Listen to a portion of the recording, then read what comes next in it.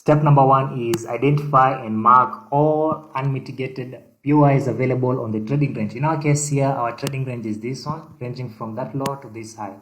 So the step number 1 is marking and identifying all the unmitigated POIs available on this range. So let's mark them. So the first one here is this one here. I see the second one here, the third one right here, and the fourth one right there. So all these are POIs that are available on this trading range. So that's the step number 1. Step number 2 is identifying and marking the inducement. So the inducement, as we know, it is the first pullback available on this trading range. If you have not watched part 1 of this video, please watch before watching this part 2. So let's identify the inducement. And so in this trading range, the first pullback is this one here.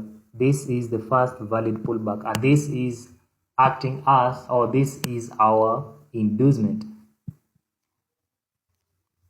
Step number 3 is identifying and marking the decisional POI and the extreme POI. As we said on part 1 of this video, that the decisional POI, it is the POI that comes right after the inducement is taken out, and the engineering liquidity, it is the most extreme, not the engineering liquidity, but the extreme POI, it is the most extreme POI in that trading range. And so with that being said, the decisional POI then is this one here, and the extreme POI is this one. And step number 5 is identifying and marking the engineering liquidity. We all know that the engineering liquidity is the pullback that is right before the extreme POI. The pullback that is right before the extreme POI is this one here. That's the pullback that is right before the extreme POI, and that's the engineering liquidity. So let's mark it.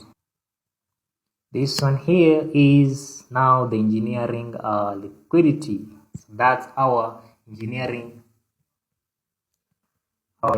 liquidity is this one here.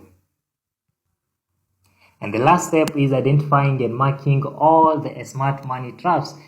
As we said on the previous, or I said in the part 1 of this video, that after marking the decisional POI and the extreme POI, the POIs that are left on that trading range are all smart money traps. And in our case, it is this one here and this one here. All of these are smart money traps.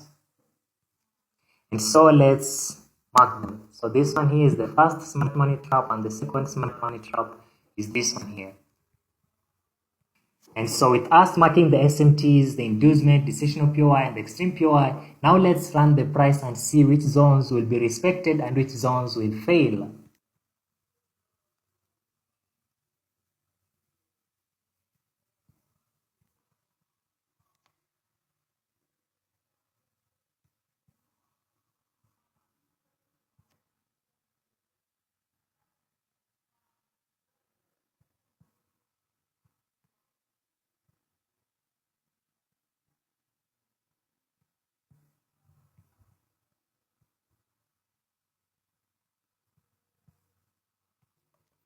And so as you can see here, guys, as price respected, they tend to respect the smart money trap, the first smart money trap. And anyone who looked for a buy here after he saw this reaction here, anyone who bought here, as you can see, he or she was taken out of that trade. And so the second one who was taken out from the trade is the one whom bought from the smart money trap, from this money trap. As you can see here, after we have made that change of character here, someone will be looking to buy out of this smart money trap right there, thinking that it's a valid POI, and he or she may end up being stopped out again.